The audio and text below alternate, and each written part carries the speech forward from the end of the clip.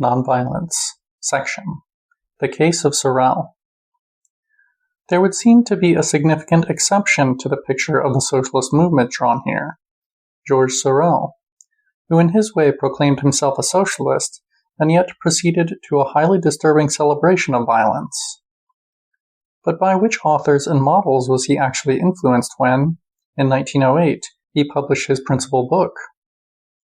Reflections on Violence observed that, quote, if the professor of philology had not been continually cropping up in Nietzsche, he would have perceived that the master type still exists under our own eyes, and that it is this type which, at the present time, has created the extraordinary greatness of the United States. End quote. Indeed, the warrior celebrated by the philosopher of the will to power continued to manifest himself in the Yankee, ready for any kind of enterprise, in particular in the man who sets out on the conquest of the far West, and who expressed the propensity of Americans to become conquerors, a race of prey. End quote. Nietzsche could thus be positively conjoined with Theodore Roosevelt, bard of colonialist violence deployed primarily against Redskins. In Sorel, celebration of colonialism did not halt before its most horrible pages.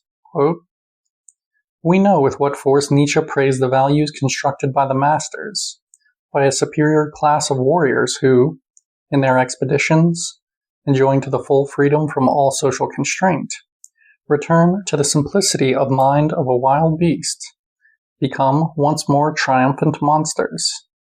End quote.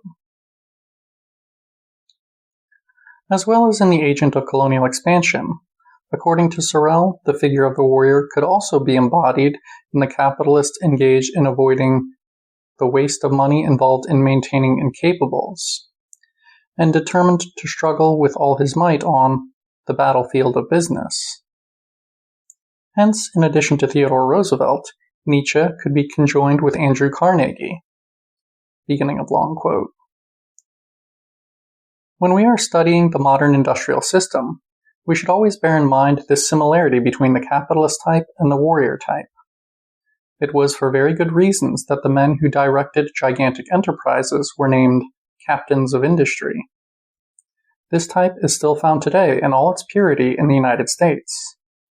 There are found the indomitable energy, the audacity based on a just appreciation of its strength, the cold calculation of interests, which are the qualities of great generals and great capitalists. End quote. The energy demonstrated by the American nation as a whole was also evident in its recourse to, quote, lynch law, implemented by courageous citizens when the American magistracy was impotent. End quote.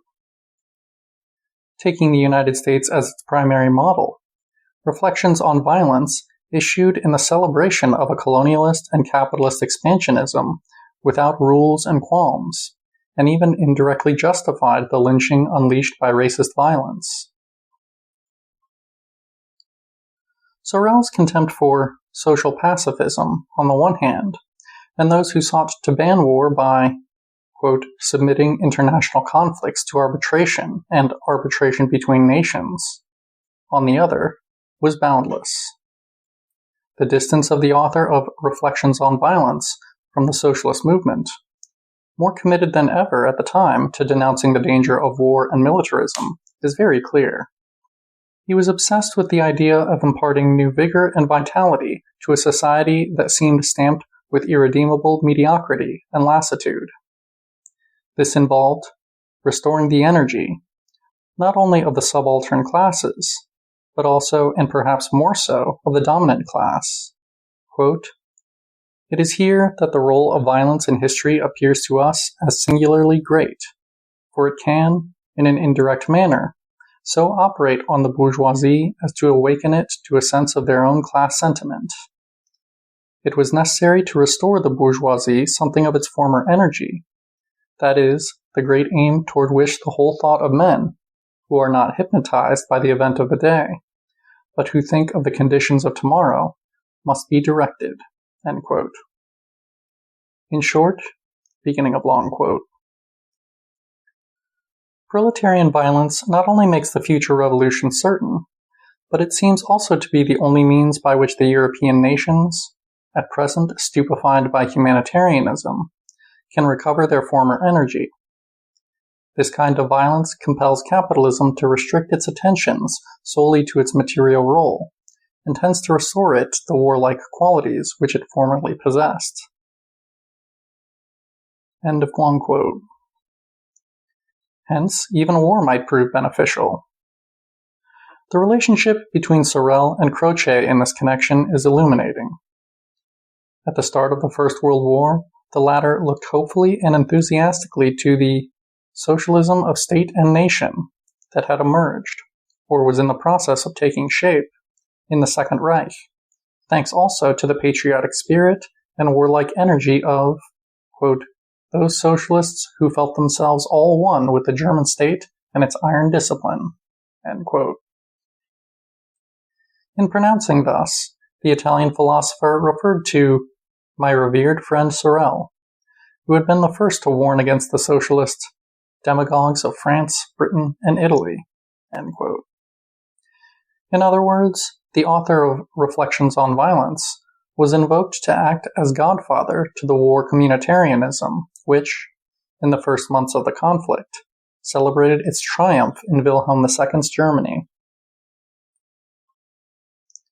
The positive role of violence in history was stressed by Sorel, not in connection with Jacobinism, sharply criticized in the wake of Tocqueville, or the 1905 revolution in Russia, or the revolts that were beginning to flare up in the colonial and semi-colonial worlds. One thinks of the Mahdi in Sudan, the Boxers in China, and the national movement in the Philippines that sought to shake off the yoke of U.S. domination after having overthrown Spanish rule. In theory, Sorel referred to the future proletarian revolution. In reality, his homage to violence was an expression of intolerance of the mediocrity and anonymity of a world characterized by the supremacy of material interests, and the advent of the masses and mass parties. A typical motif of anti-socialist culture was thus adopted and reinterpreted in a, quote, revolutionary key. Significantly, what Sorel admired in Napoleon was not the devastating blows he inflicted on feudal relations in Europe, but only his military genius. And such was the model on which the, quote, serious, formidable, and sublime work, represented by proletarian revolution or rebellion, was conceived and evoked. Quote, what remains of the empire? Nothing but the epic of the Grande Armée. What will remain of the present socialist movement will be the epic of the strikes. The configuration of proletarian violence is a very fine and very heroic thing. End quote.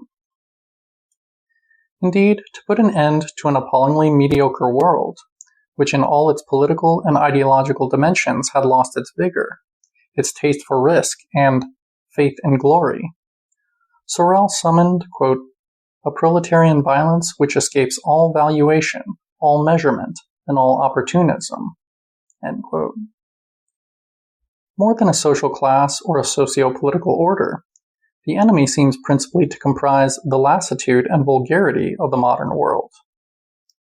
Once again, we find celebration of violence in an existential and aesthetic key.